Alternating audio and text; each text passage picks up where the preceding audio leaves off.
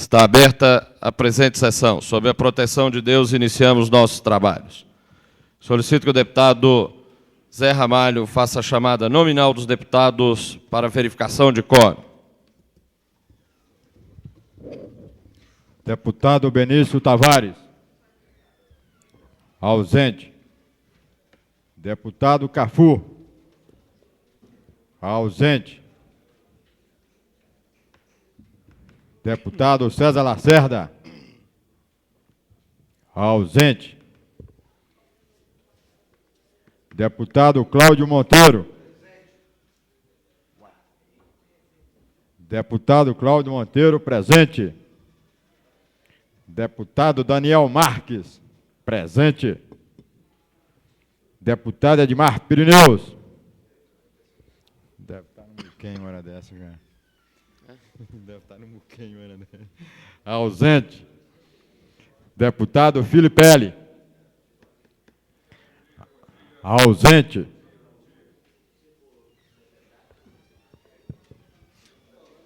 Deputado Luiz Estevão. Presente. Deputada Lúcia Carvalho. Presente.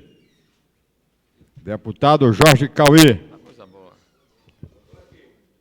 Presente. Deputada Maninha. Ausente. Deputado Adilon Aires. Presente. Deputado Filipelli. Presente. Deputado Manuelzinho. Ausente. Deputado Zé Edmar. Presente. Deputado César Lacerda. Presente. Deputado Renato Rainha. Presente. Deputado Vasni de Rore. Ausente. Retificando, deputado Vasni de Rore, presente. Deputado Xavier. Ausente. Deputado Zé Ramalho, presente. Deputado Manuelzinho, presente. Deputado Marcos Arruda, presente.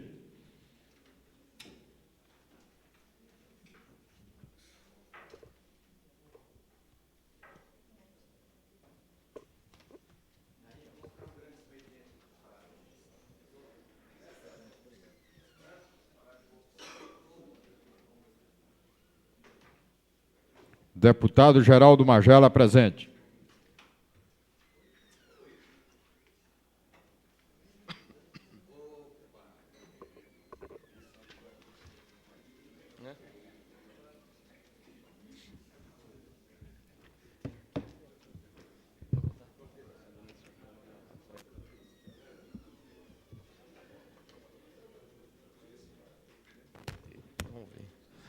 Estão presentes 15 parlamentares. Damos início ao comunicado de líderes. Concedo a palavra ao deputado Renato Rainha.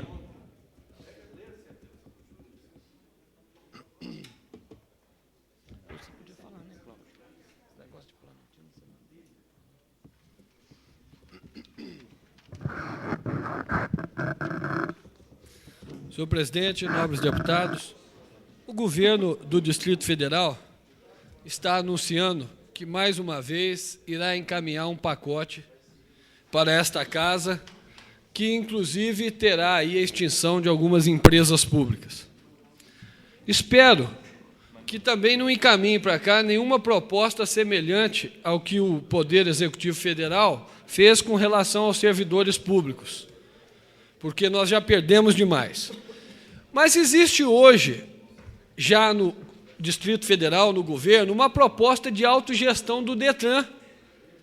E que, se o governo realmente está interessado em dar uma maior agilidade, em reestruturar as empresas, ele deve olhar com mais carinho e com mais eficiência para essa proposta feita pelo próprio DETRAN.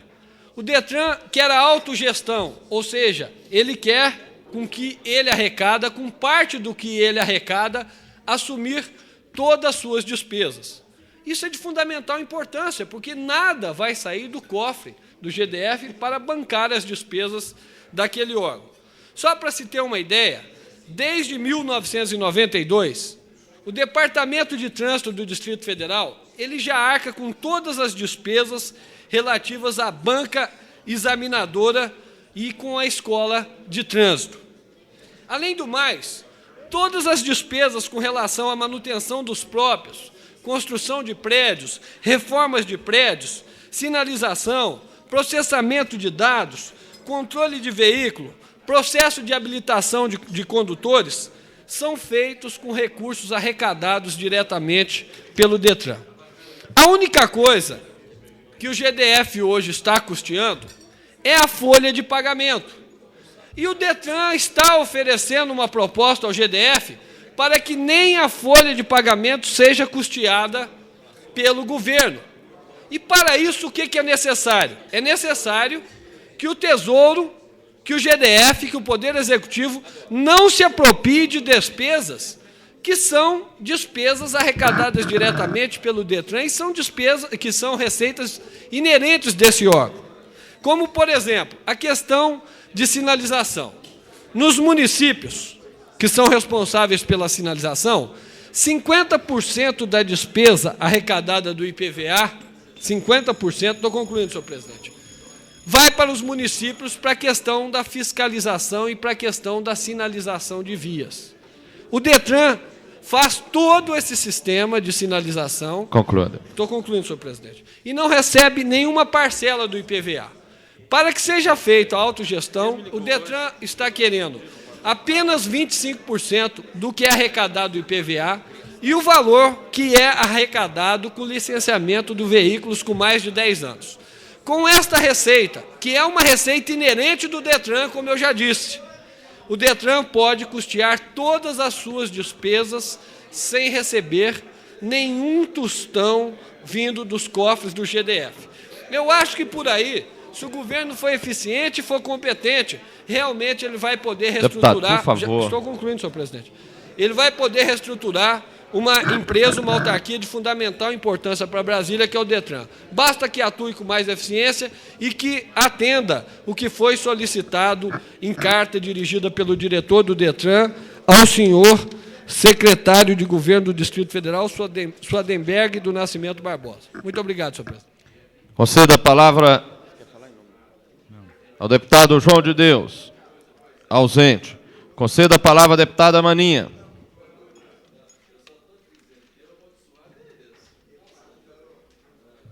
Manelzinho. Senhor presidente, senhores deputados, eu gostaria de trazer aqui uma notícia que hoje se estampa em todos os jornais e que tem um interesse para essa casa, que é o indeferimento da liminar que foi solicitada contra a construção da barragem do Fumal. Acho que o juiz que assim o fez se baseou, e basta ler a redação daquilo que está escrito para verificar que o juiz levou em consideração a reivindicação daquela população que anseia por ter água nas suas torneiras. Por isso mesmo, foi indeferida a liminar. E, mais uma vez, a nossa bancada vem aqui de público dizer que, graças ao trabalho incansável, não só da bancada, mas do próprio governo, com todos os órgãos envolvidos, nós conseguimos que Planaltina tivesse a sua barragem construída até que Pipiripau venha para aliviar definitivamente os problemas daquela cidade. Gostaria também de registrar aqui que matéria publicada na Folha de São Paulo, de segunda-feira, 12 de agosto, onde se diz que crise pode fechar hospitais universitários. E eu gostaria de trazer a público a situação do nosso hospital universitário, o HUB. Um hospital que está funcionando precariamente, que atende cerca de 27 mil pacientes por mês e que passa pela sua pior situação. Um déficit de 1.386 servidores, que representa 63% do total dos 2.200 funcionários, ideal para o funcionamento normal daquele hospital. Além disso, alguns aparelhos têm 23 anos de uso e estão pedindo socorro. quiçá, devam ser colocados na terapia intensiva. E os principais motivos da crise são atraso no pagamento por parte do governo e o baixo valor da tabela do SUS. A FASUBRA, Federação dos Sindicatos dos Trabalhadores das Universidades Brasileiras, entrega hoje um dossiê reiterando a situação dos hospitais universitários à Comissão de Educação e Seguridade Social da Câmara. O governo já aprovou a cobrança da CPMF, mas esse imposto, só ele não vai resolver o problema, mesmo porque nós já presenciamos o próprio governo dizer que esse imposto poderá ser utilizado para pagar contas atrasadas. E nós, então, estamos aqui colocando, inclusive solicitando a transformação do grande expediente de uma sessão para a discussão da crise do hospital universitário.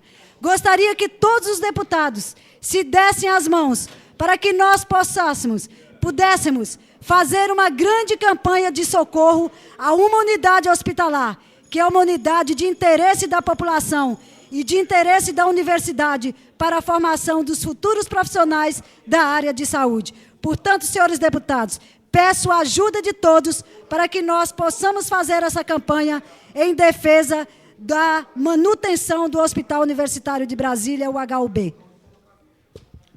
Concedo a palavra ao deputado Marcos Arruda. Falará em nome da liderança do PSDB o deputado José Edmar. Senhor presidente, primeiramente eu queria agradecer ao deputado líder do PSDB, Marcos Arruda, para me conceder esse momento, só para esclarecer a um jornalista que faz uma matériazinha, mais uma vez, maldosa a meu respeito, o senhor Silvestre Gorgulho, quando na edição de hoje fala do vira, que a gente está defendendo a colônia agrícola Samambaia e tudo mais, e colocando como se eu sempre fui contra. Eu só quero deixar claro para a imprensa que essas colocações maldosas têm outros fundamentos. Se quer denegrir a minha imagem, procure efetivamente fazê-lo, mas não com subterfúgio. Se tem outro deputado aqui que é vira-folha, vira, e que está comunado com o Silvestre Gorgulho, tudo bem. Pô, agora, de sujeira para colocar, essa sujeira aqui é muito fraca, é muito pequena. Eu quero deixar claro o seguinte, projeto de a colônia agrícola Águas Claras foi fruto de um debate nessa casa por 9 meses, a CPI da Terra. Concluímos a CPI da Terra e elaboramos um projeto transformando aquela área em urbana.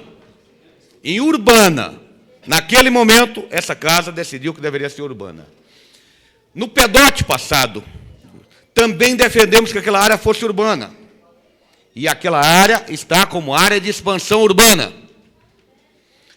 Nós temos um projeto dessa casa há mais de um ano, transformando aquela área em setor de mansão de Taguatinga Norte. Também dentro da mesma linha de urbana.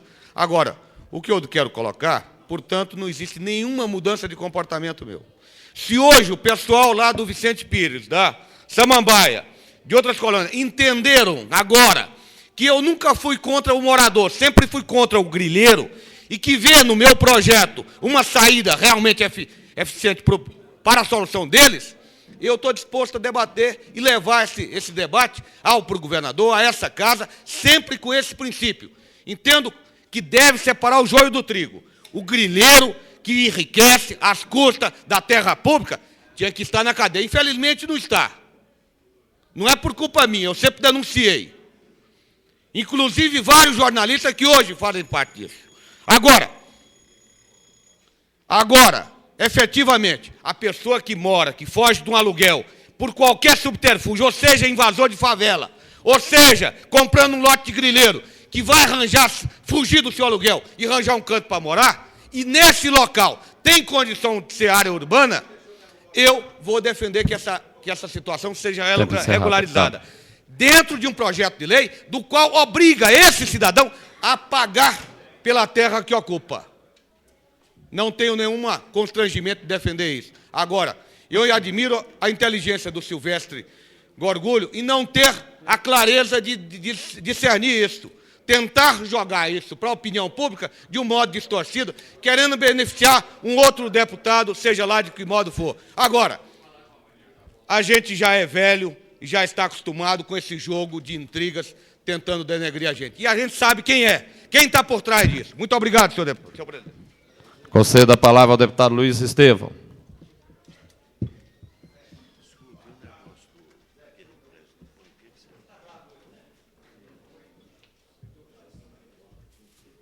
Senhoras e senhores deputados, vários assuntos me trazem hoje a esta tribuna para falar à comunidade do Distrito Federal.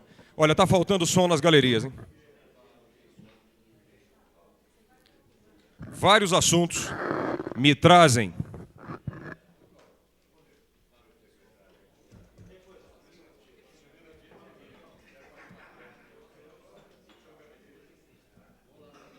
Zé, o tempo aí que eu estou aguardando o som lá, tá?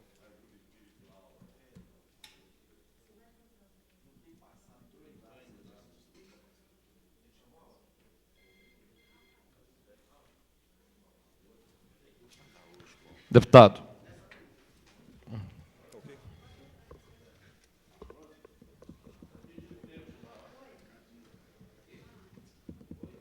Não dá para esperar.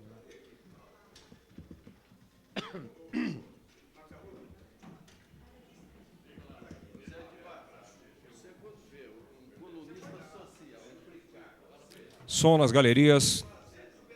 Som.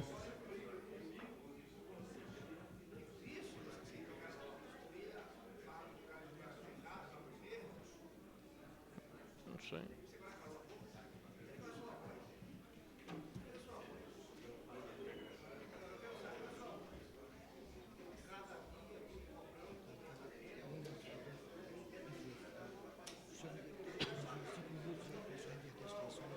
Mas não dá para esperar.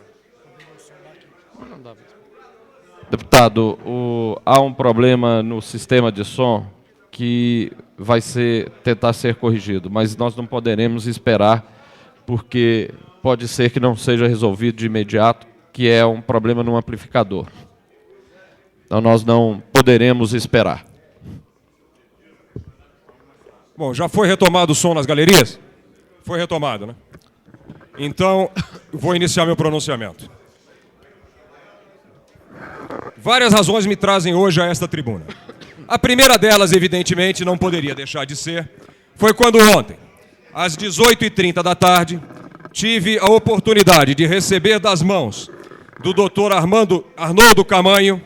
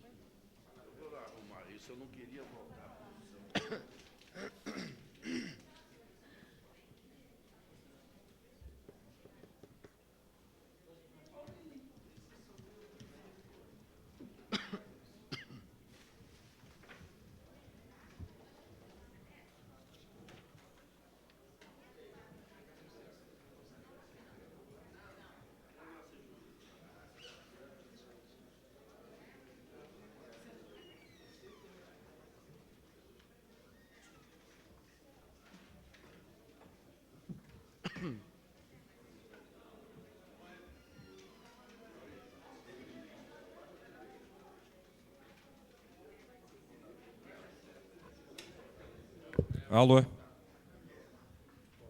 Alô?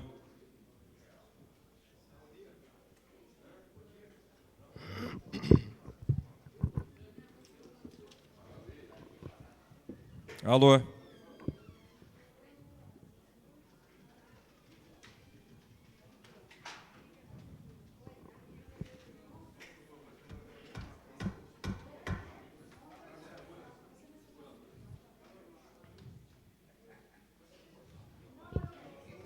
Som.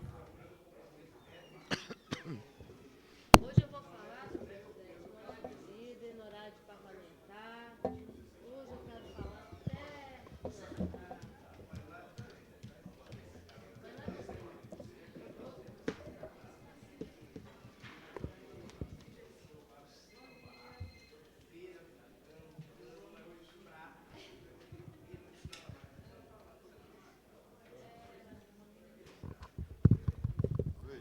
Alô? Alô, alô, alô? Deputado, sinto muito, mas não dá para aguardar, porque no plenário o som é perfeito. Nós não podemos ficar dependendo de um aparelho de som e suspender a sessão. Eu solicito a Vossa Excelência que, infelizmente, nós não vamos poder aguardar. Então, solicito a Vossa Excelência que faça uso do horário de líder para que nós possamos dar sequência à sessão. É que estragou um aparelho lá. Tem que trocar o aparelho. Queria ouvir o pronunciamento do pessoal do som lá, o que se vai dar para não? Não vai, o rapaz já veio aqui dizer. Bom, em virtude da impossibilidade da recuperação do aparelho, então eu peço desculpas aí aos populares presentes às galerias, mas vou iniciar meu pronunciamento. Bom, vários motivos me trazem hoje a esta tribuna. O primeiro deles, evidentemente, é a sentença que recebi ontem às 18h30 em primeira mão, das mãos do juiz Arnoldo Camanho.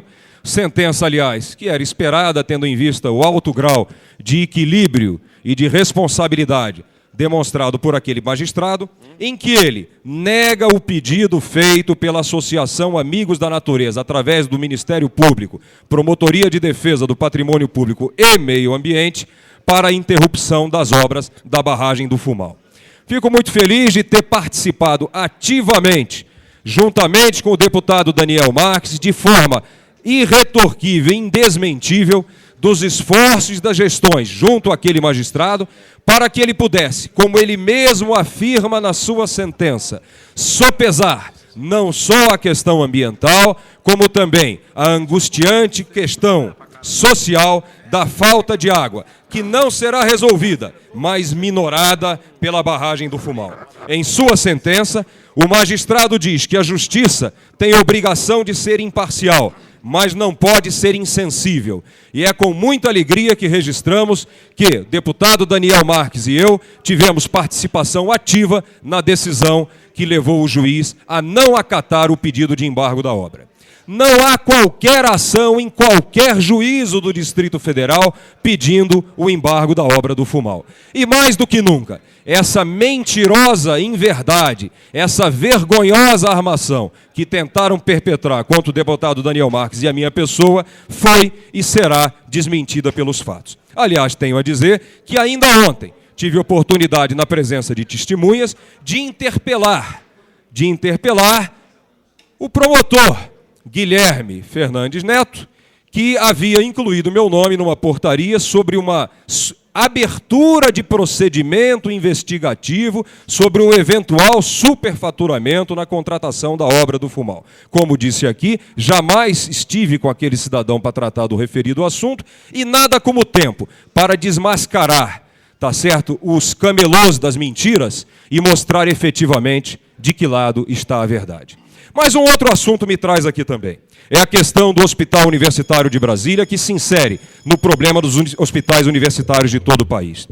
Inclusive, lembrar que fui um daqueles que, no tempo, antes mesmo de ser parlamentar, contribuí do meu próprio bolso para a recuperação do ambulatório pediátrico e também de toda a área de pediatria, reformando aquelas duas unidades, porque já naquele tempo era aflitiva a situação do hospital universitário. Mais do que isso, em seminário promovido por mim na Câmara Legislativa, foi discutida a situação daquele hospital.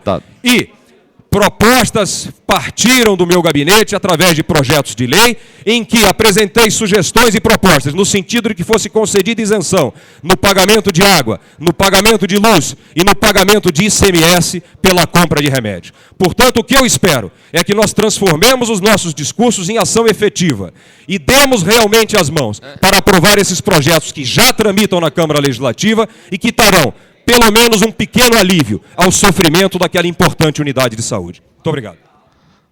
Concedo a palavra à deputada Lúcia Carvalho.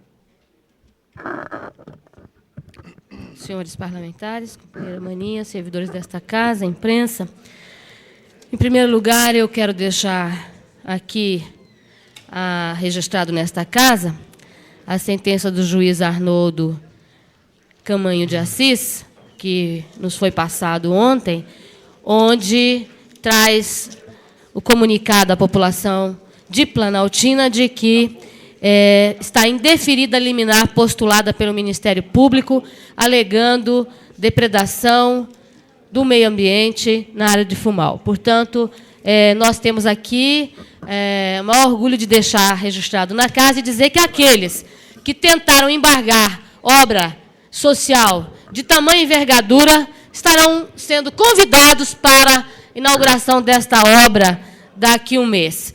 E a questão das suspeitas na licitação, que o Tribunal de Contas possa fazer toda a investigação e dar a sentença antes que a gente fique com insinuações.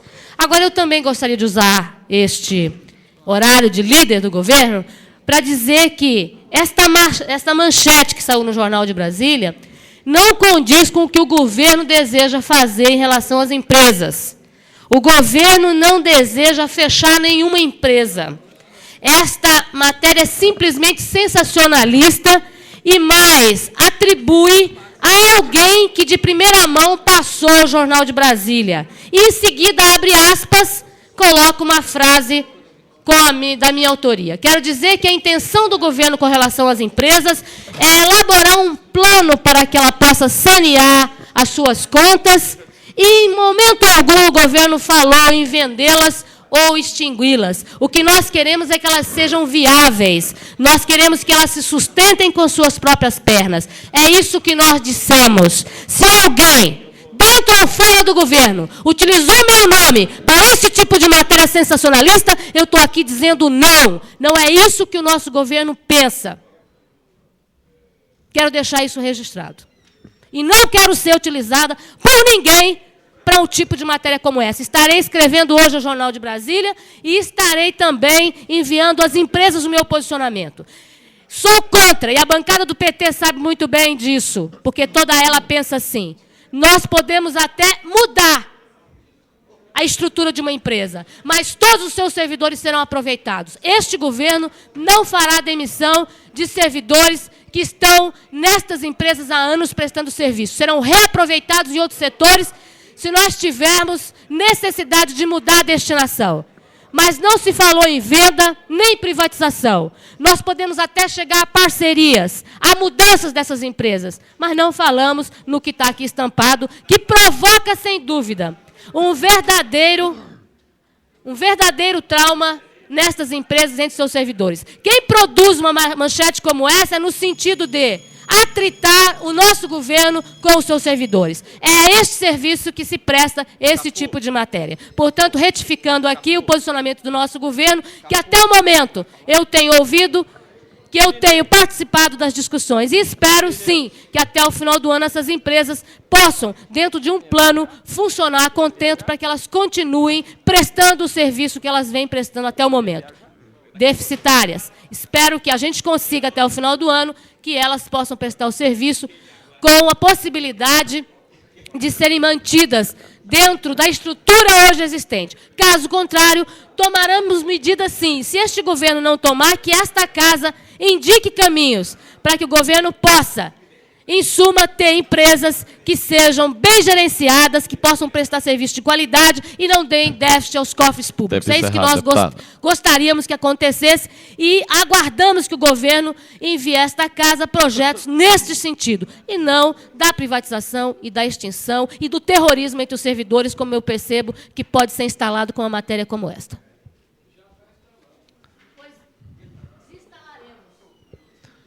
Passamos ao comunicado de parlamentares. Concedo a palavra ao deputado Cafu.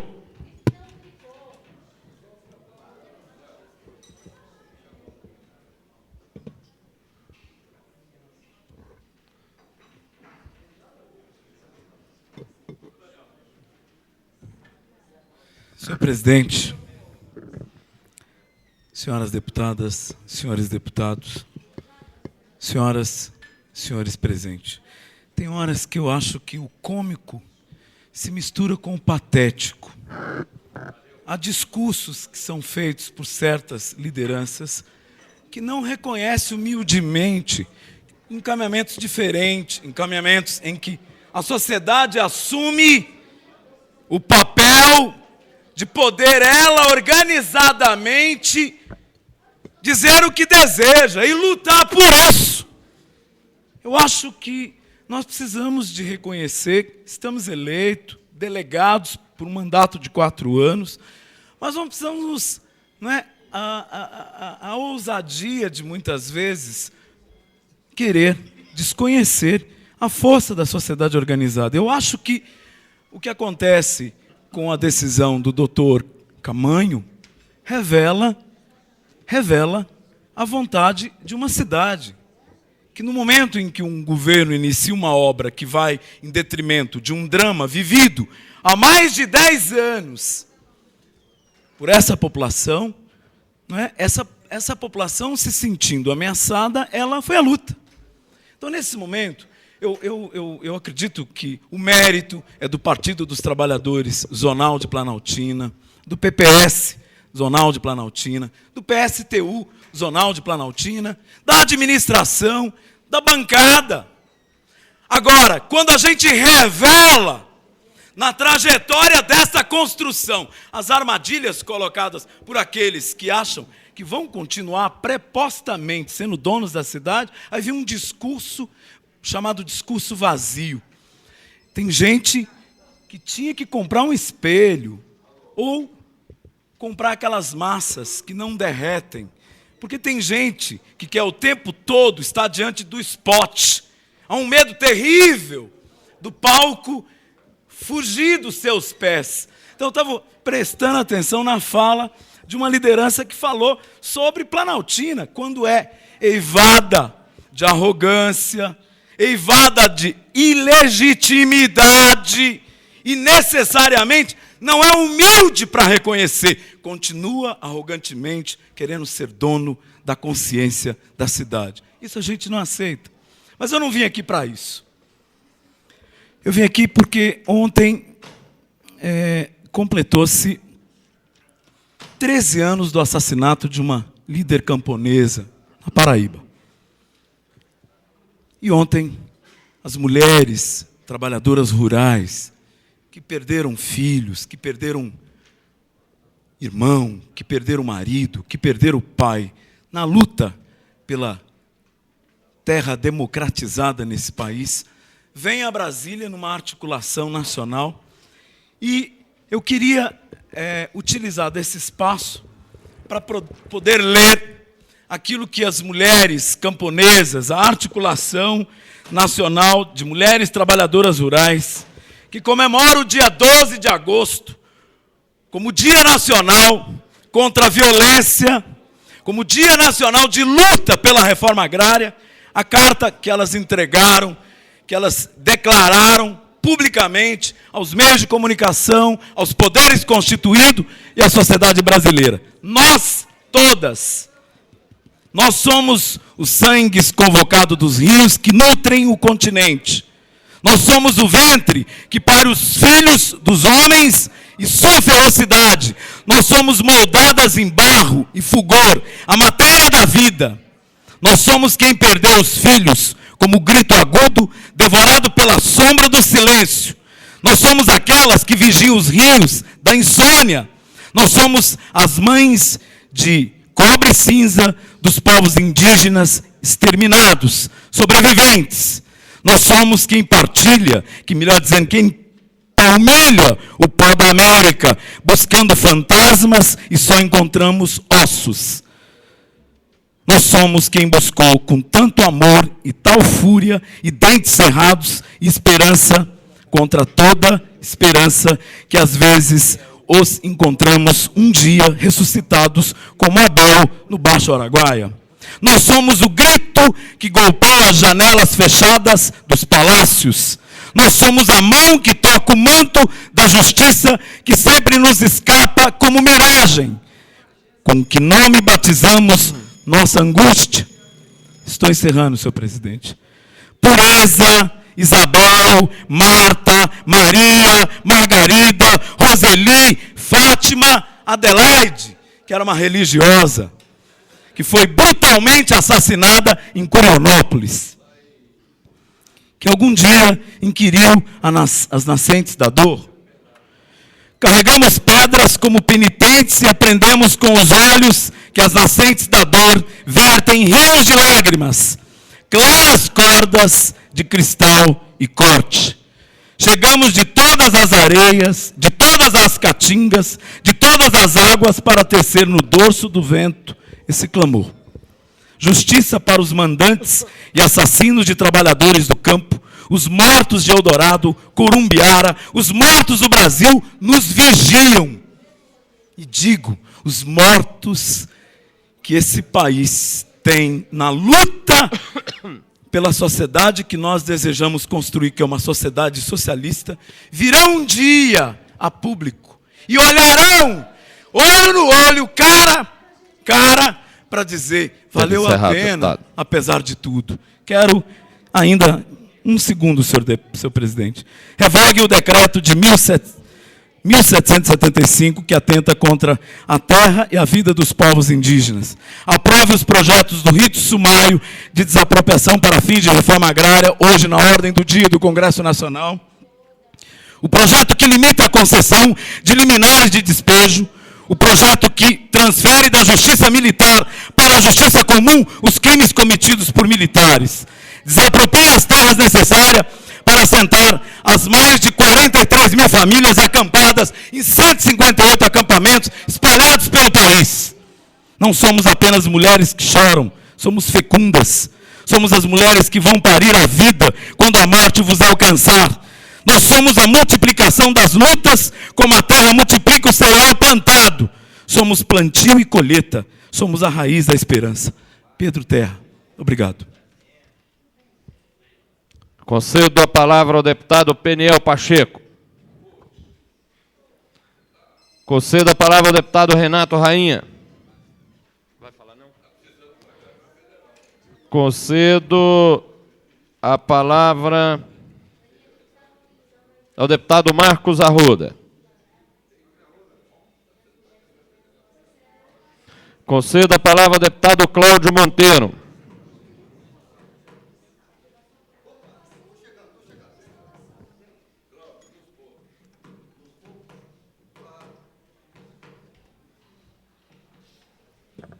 Senhor presidente, senhores deputados,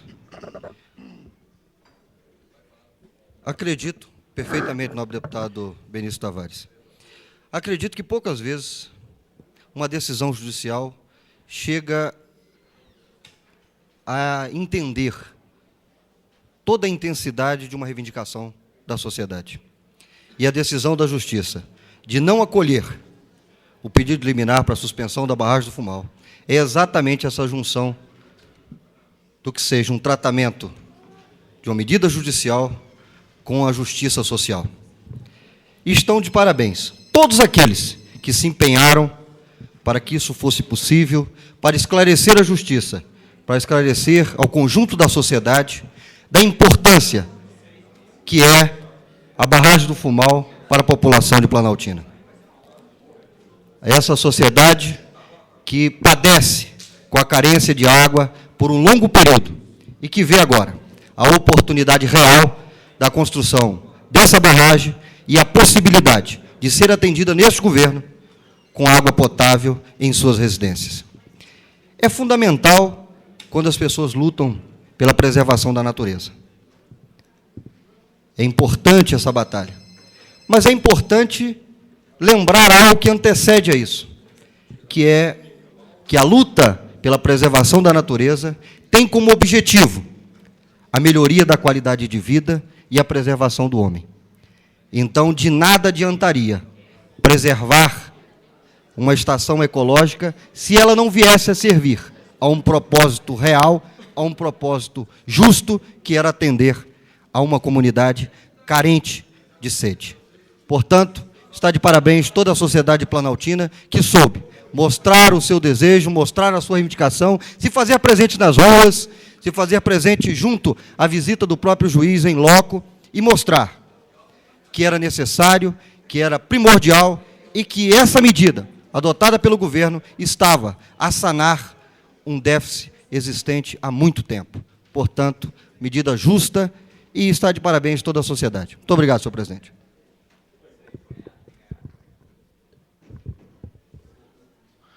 Com a palavra, o deputado Manuelzinho.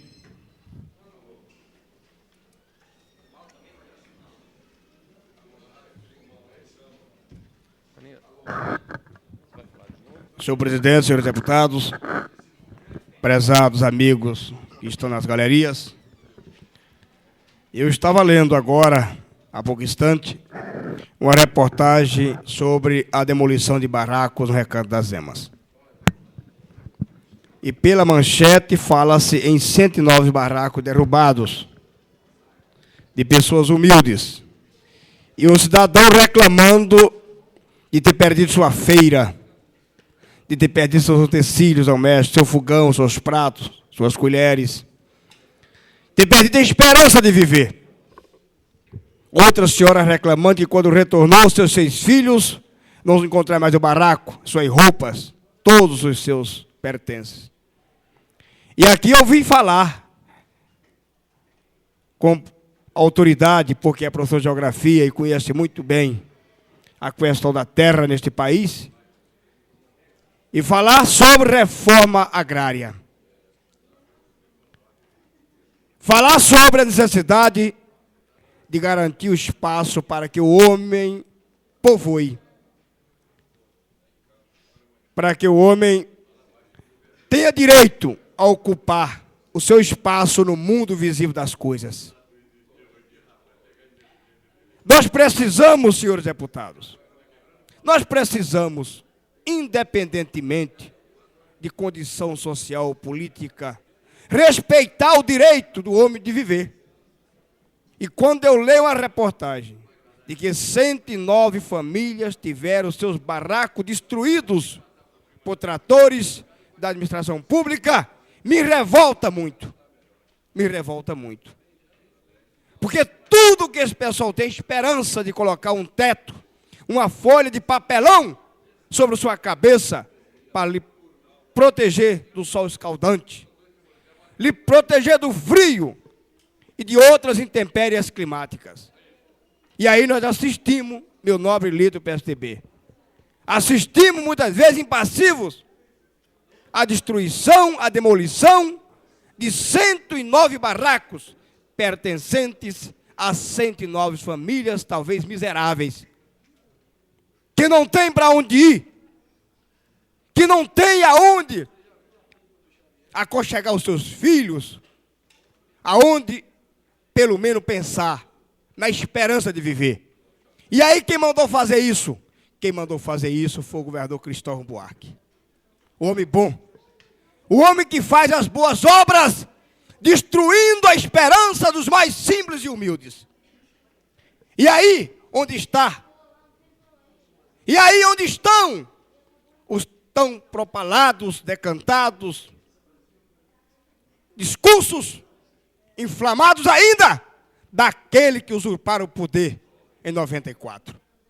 Esqueceram dos miseráveis, dos desiludidos, dos marginalizados, dos excluídos, conforme preconizava a Igreja Católica naquele ano, onde fazia apologia dos excluídos.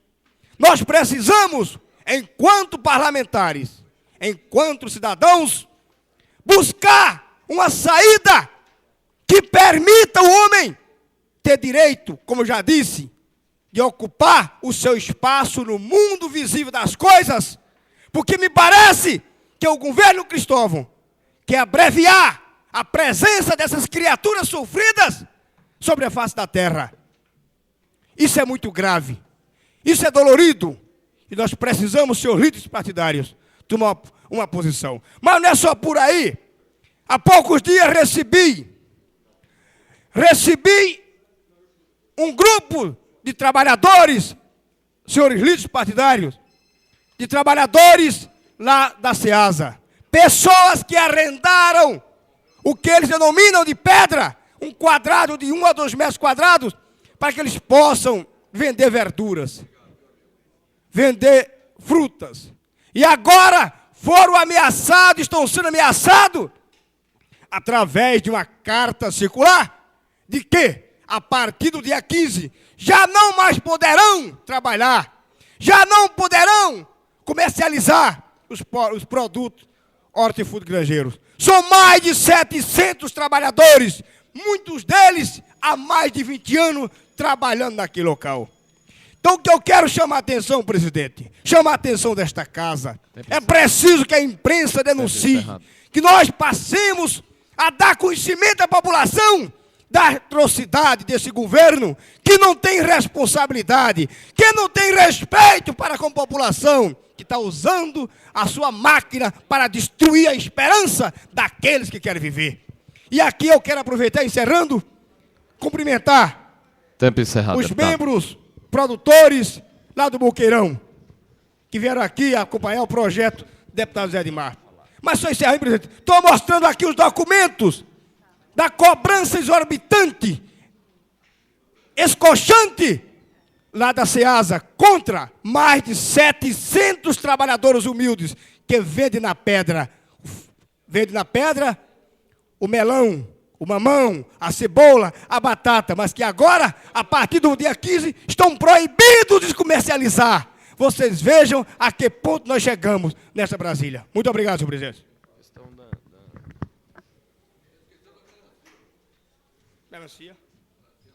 Concedo a palavra ao deputado Tadeu Filipene. Você quer falar? Ele fica com o papel.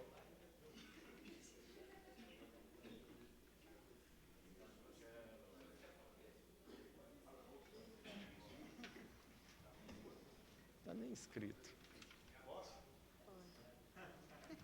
Concedo a palavra ao deputado Adão Xavier. Senhor presidente, senhoras e senhores deputados, comunidade aqui presente, produtores, que espera a aprovação do projeto do deputado Zé Edmar, lá do Boqueirão.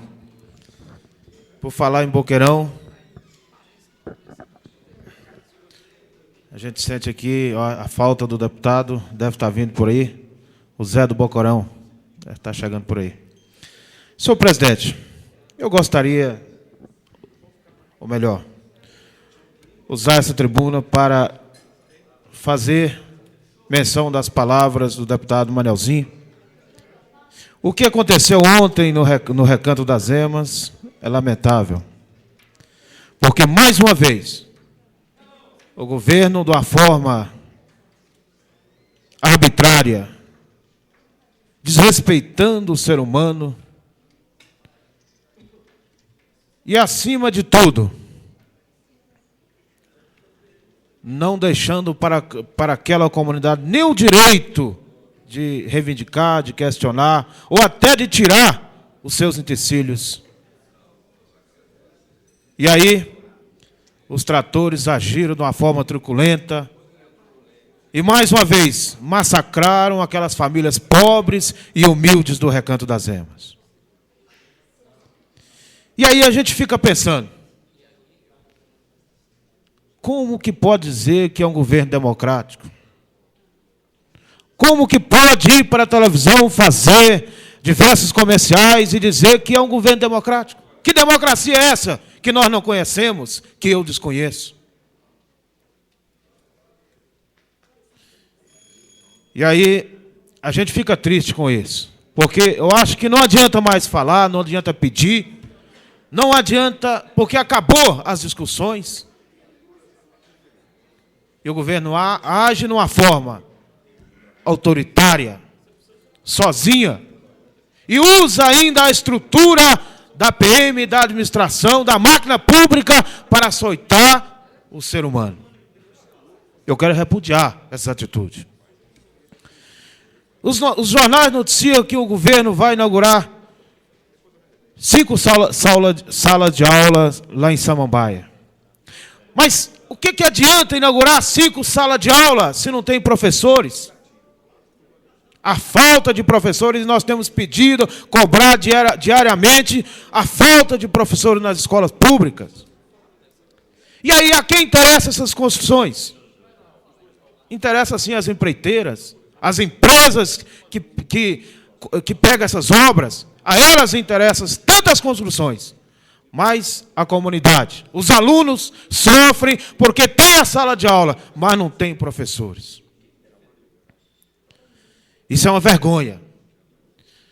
Para um governo que se diz que a sua prioridade é a educação.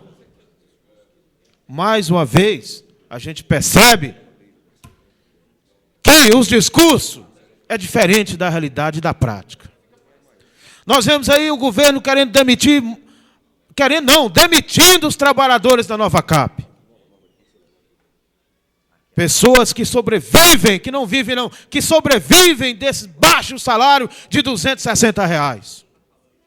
E a desculpa era que o governo estava em maus caminhos, em situações difíceis, porque essas pessoas estavam dando prejuízo, estavam trazendo prejuízo para o governo. Agora demite. Agora, qual será a próxima desculpa? A Nova Cap, que em 94, ela deu um lucro de 4 milhões. Teve um lucro de 4 milhões em 94. De 94 para 95, ela teve um prejuízo de 8 milhões. Por quê? Porque a sua despesa administrativa aumentou 80%. E aí, a gente vê alguns deputados da área federal dizer, olha, temos que questionar até a sobrevivência da Nova Cap, temos que estudar, mas questionar o quê? Estamos precisando de pessoas competentes nas empresas públicas. A Terra Cap, que em 94 teve um lucro de 14,4 milhões. Em 95 esse número caiu para 1,1 milhões. O endividamento operacional da Terra Cap aumentou 82%. E aí sim, é preciso estudar, é preciso questionar essas coisas. A CAESB, que teve um prejuízo de 94 para 95 de 33%. E a Codepran, que agora os funcionários estão todos atemorizados, com medo de perder o seu emprego. E a tentativa, a manobra do governo de acabar. Porque eu considero muito, aqui respeito muito a colega deputada Lúcia Carvalho. Mas quando vem falar que essas decisões não passam para achatar, para acabar com o funcionalismo público, eu discordo. Porque toda vez que se pensa em enxugar uma empresa pública, pensa-se também em demitir os funcionários. E isso passa, sim, nas negociações da empresa. Senhor presidente, é lamentável que a gente tenha que conviver com a vergonha, com essa, vamos até dizer assim, atitude arbitrária, vergonhosa do governo. Conclua, que além deputado, de perseguir o ser humano, o que é mais sagrado, a vida, o ser humano, amedrontar as senhoras, as mães, e agora querem acabar com as empresas públicas, as estatais, que é uma das coisas mais preciosas que nós temos, e que muitos pais de famílias dependem desse emprego. E não adianta dizer que não é verdade. Nós tivemos com a gerente da SAB, e ela me falou pessoalmente que há uma grande tentativa, uma grande manobra do governo de acabar com a SAB. E assim, sucessivamente, com todas as empresas. Muito obrigado, senhor presidente. Concedo a palavra à deputada Maninha. Concedo a palavra ao deputado Daniel Marques. Concedo a palavra ao deputado Odilon Aires. Concedo a palavra ao deputado José Edmar. Concedo a palavra ao deputado João de Deus. Concedo a palavra ao deputado Marco Lima. Passa a presidência ao deputado Zé Ramalho para usar a palavra no pequeno expediente.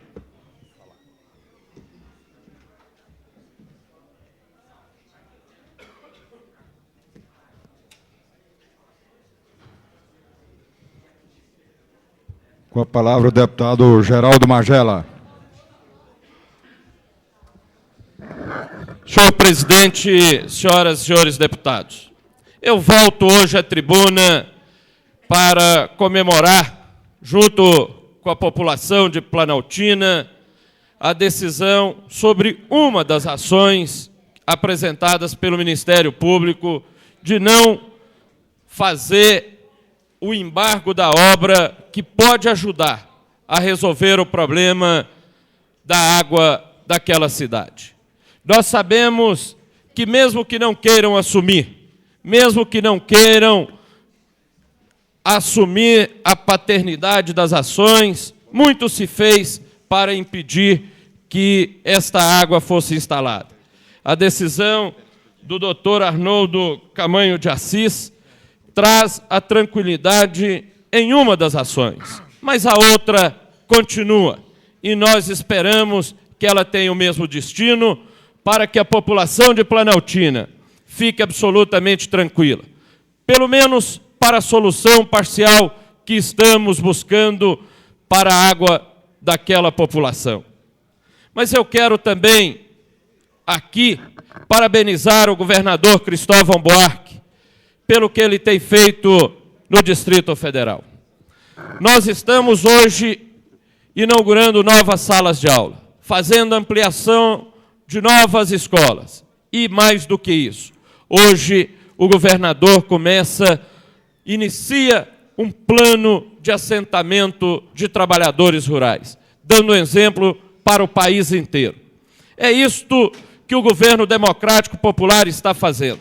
Está melhorando Brasília, está mudando Brasília. Mas alguns inconformados querem tapar os olhos e não veem. Só quem não quer é que não consegue ver que Brasília está muito melhor na área da segurança, muito melhor na área da educação, nem se diz na questão da habitação, que agora sim vai começar a ter, de fato, solução para os problemas desta cidade. Acabou a farra do lote. Só com isso nós já conseguimos fazer com que o Distrito Federal ganhasse uma nova fisionomia. E não podemos permitir, como alguns deputados querem, que nós concordemos com as invasões ou as ocupações fabricadas. Sabemos e já denunciamos aqui que existem fabricantes de ocupações. E estes fabricantes agora começam a ficar perturbados, porque também o governo começa a agir nesta área. Ou seja, nós estamos começando a mostrar exatamente que o plano de governo da Frente Brasília Popular, do PT, é um plano para mudar Brasília, é um plano para fazer uma cidade melhor. Uma cidade legal, sem ilegalidade. Uma cidade sem as farras, sejam elas quais forem. E acredito que a ação que o juiz Arnoldo Camanho, hoje aqui publicada, e que eu quero pedir, inclusive, que seja transcrita nos anais desta casa, como um ato histórico de resistência desta casa junto com a população de Planaltina, para que nós saibamos, está se marcando um novo tempo. Este é um novo governo, sem dúvida nenhuma, um governo que veio para mudar Brasília, e está mudando. Está mudando, acabou com a corrupção que tinha até bem pouco tempo, acabou com a farra do lote, está se fazendo um saneamento em todos os sentidos, inclusive nas empresas públicas. E hoje, se nós queremos discutir a redução de gastos sem necessariamente demitir funcionários, nós podemos fazer isso com a clareza de que nós estamos saneando as nossas empresas. E tiramos as empresas da situação que existia no governo anterior, de deficitária, mas de tudo escondido. E estas empresas serviam, na maioria das vezes, como foi a Novacap, como cabide de emprego para empregar cabos eleitorais e pessoas que acabavam trabalhando muito mais para parlamentares do que para a cidade. Isso acabou. Nós queremos discutir com transparência, nós queremos discutir com seriedade. Agora, isso sem dúvida alguma perturba muita gente, mas nós vamos continuar fazendo isso. E quero reiterar aqui os meus cumprimentos à população de Planaltina, mas mais do que isso, aos integrantes do governo, que estão fazendo uma obra séria, à direção da CAESB, à Sematec, ao IEMA, à Secretaria de Obras, a administração de Planaltina, que fizeram um planejamento, fizeram um trabalho da maior seriedade, da maior responsabilidade, e que agora está sendo comprovado, inclusive, com a análise da Justiça. Parabéns ao governo e parabéns à população de Planaltina por essa vitória. Muito obrigado. Com a palavra a deputada Lúcia Carvalho.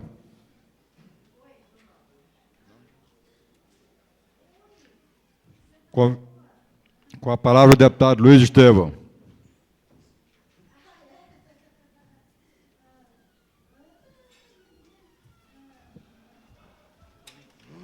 Senhor secretário desta sessão, deputado Zé Ramalho. No exercício da presidência. No exercício deputado. da presidência.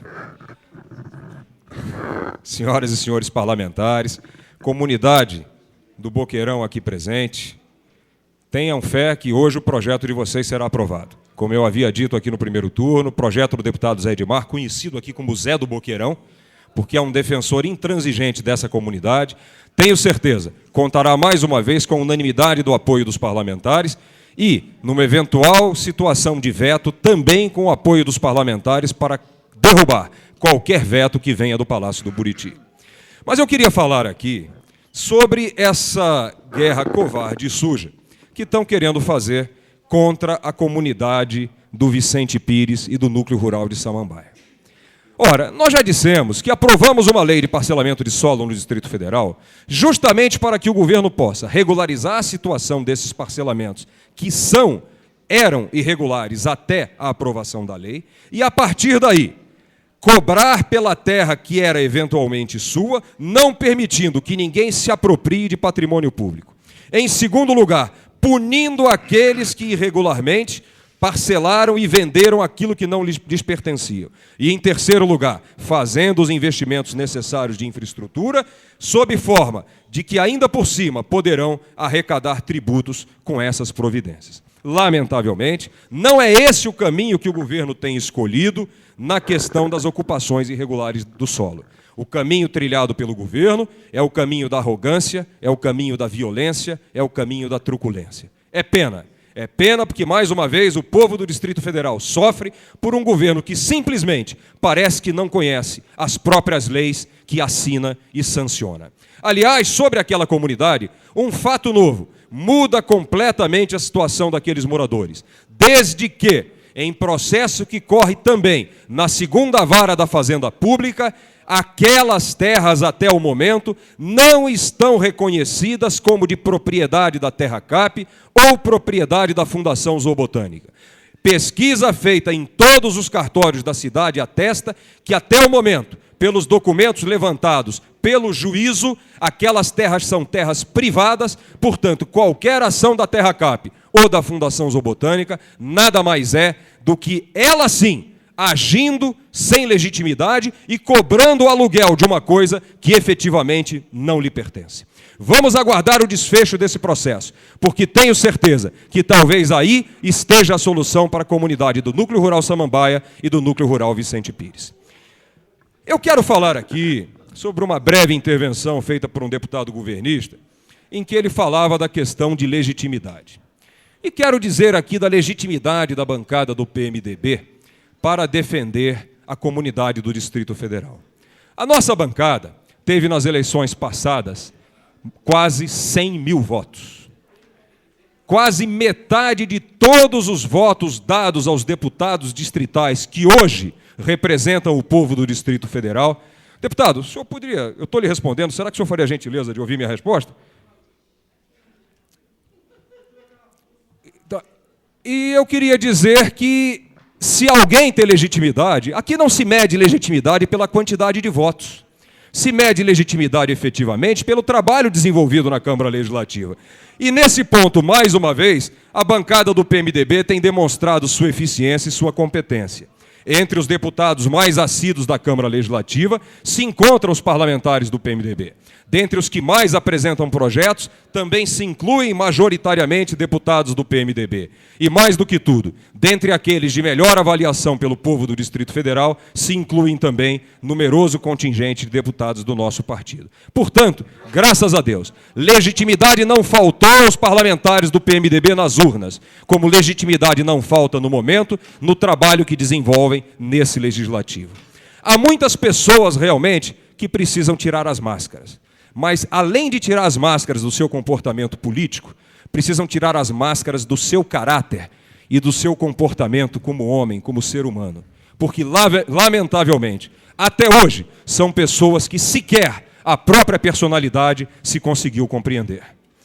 Quero, por fim, me referir aqui ao último discurso pronunciado nesta tribuna, em que parece que nós vivemos num outro mundo. Parece que o deputado que ocupou esta tribuna falava de um outro governo, de uma outra situação, porque, segundo ele, tudo melhorou. Melhorou a segurança, melhorou a saúde, melhorou a educação, melhorou a vida do servidor, melhorou o desempenho das empresas públicas. Talvez tenha melhorado, certamente não no Distrito Federal. A situação das empresas públicas todo mundo conhece. Aliás, o informativo publicado por mim há poucos dias nos jornais fazia um comparativo do desempenho dessas empresas no passado e o triste desempenho que elas têm hoje neste governo. E, curiosamente, a única exceção era o desempenho da SAB no ano passado. E que este ano, pelo que sou informado pelos jornais, já que não possuo o balancete daquela empresa, é outra empresa que abandonou os resultados positivos para mergulhar agora, mais uma vez, no lugar comum do vermelho do prejuízo. Deputado. Parece que a cor partidária está sendo confundido com o objetivo das empresas estatais, que, ao invés de adotarem o vermelho apenas nas suas logomarcas e propaganda, pintam de vermelho os seus balanços para desespero do povo do Distrito Federal. Independente da notícia do jornal refletir ou não a presente intenção do governo, eu quero dizer, e falo aqui em nome da bancada do meu partido, que não votaremos a favor da extinção ou fechamento de qualquer empresa pública. Todos os candidatos que aspiraram ao governo do Distrito Federal em 94 se propunham a sanear, a capitalizar e a fortalecer as empresas públicas do Distrito Federal. E o que o PMDB cobrará aqui nesta Câmara Legislativa do candidato vencedor, como cobraria de qualquer candidato, é o efetivo cumprimento das promessas de campanha. Fechamento de empresas, não. Capitalização, sim. Fortalecimento, sim. Chega de desempregados no Distrito Federal. Convido o deputado Manuel de Andrade a assumir a presidência dos trabalhos.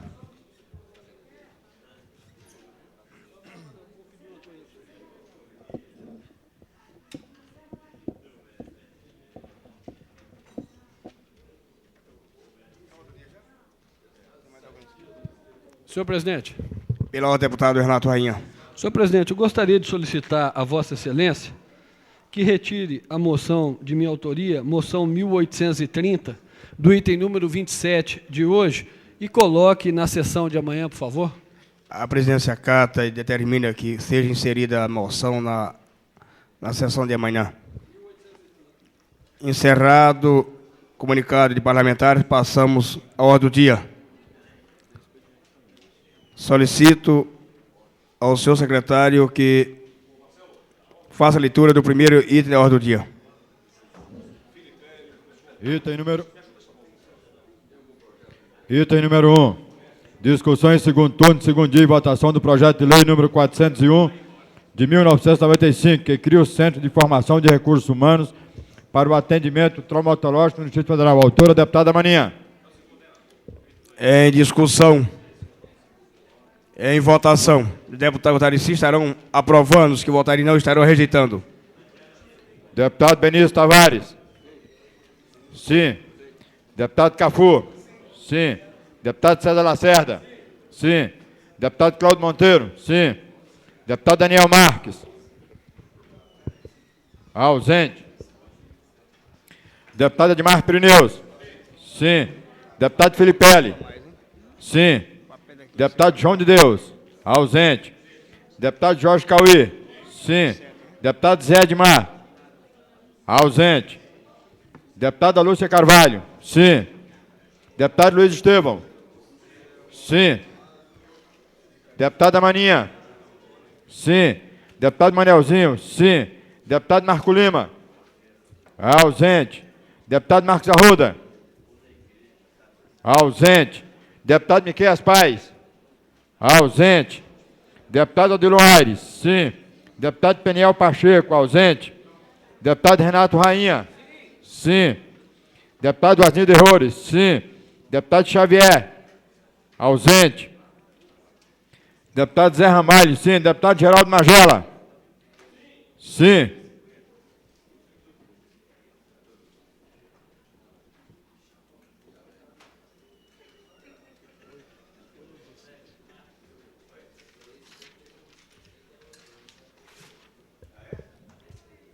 O projeto de lei número 401 foi aprovado em segundo turno com 18 votos favoráveis, nenhum voto contrário, nenhuma abstenção, verificando 8 ausências. Solicito ao senhor secretário fazer a leitura do item número 2 da ordem do dia. Item número 2, discussão em segundo turno, segundo dia e votação do projeto de lei número 42 de 1995, que fixa critérios de utilização e operacionalização do Fundo de Promoção do Esporte, Educação Física e Lazer, FUNEF, de que trata a lei número 225, de 30 de dezembro de 92, autor deputado Luiz Estevão. Em discussão. Em votação. Os deputados que votarem sim estarão aprovando, os que votarem não estarão rejeitando. Deputado Benício Tavares, sim. Deputado Cafu, sim. Deputado César Lacerda, sim. Deputado Cláudio Monteiro, sim. Deputado Daniel Marques, sim. Deputado Marco Pirineus, sim. Deputado Felipe Pérez, sim. Deputado João de Deus, ausente. Deputado Jorge Cauê, sim. Deputado Zé Edmar, sim.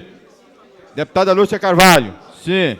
Deputado Luiz Estevão, sim. Deputada Maninha. Deputada Maninha, ausente. Deputado Manelzinho, sim. Deputado Marco Lima, ausente. Deputado Marcos Arruda. Ausente. Retificando. Deputada Maninha, sim.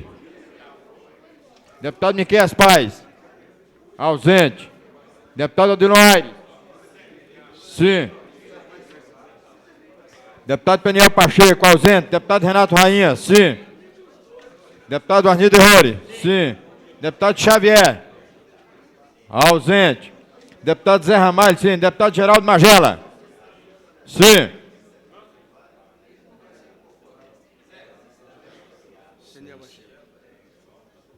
Deputado Peniel Pacheco, sim.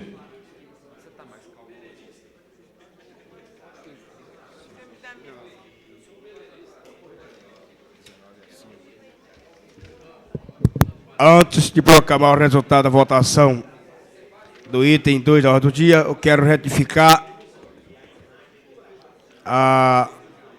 não a votação, mas a leitura que fiz.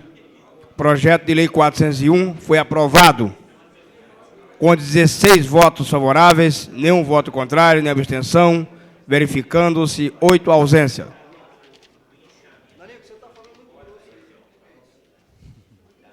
Projeto de lei 42 foi aprovado com 19 votos favoráveis, nenhum voto contrário, nem abstenção, verificando 5 ausências. Vai a redação final. Solicito ao senhor secretário a leitura do item número 3 da ordem do dia.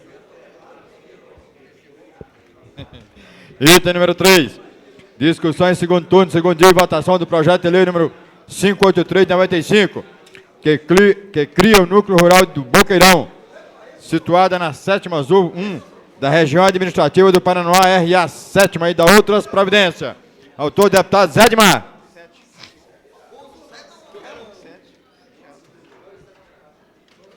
Em discussão, o projeto de lei. Com a palavra, deputado José Edmar Cordeiro. Senhor presidente, o deputado Cláudio Monteiro aqui nesse momento está falando que não precisa discutir, mas eu queria discutir, queria até chamar a presença do João de Deus, deputado João de Deus, que acabou me colocando um apelido aqui de Zé do Boqueirão por causa do núcleo rural do Boqueirão, pô. E esse companheiro João de Deus não está aqui presente, mas era importante destacar isso. Mas eu queria também destacar outro fato, senhor presidente, senhores deputados. Como os senhores observam, ali são pequenos agricultores, pessoas humildes, simples, que vivem no núcleo rural do Boqueirão. Como destaquei na votação em primeiro turno, nós temos ali, por exemplo, o Galego, que trabalhou na represa do Paranoá. Depois da